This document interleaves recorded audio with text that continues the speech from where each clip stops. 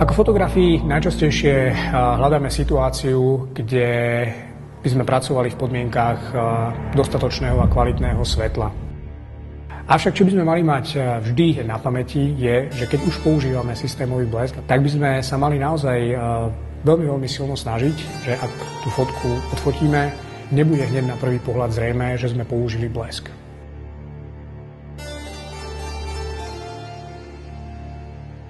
A to bude hlavnou témou dnešnej epizódy.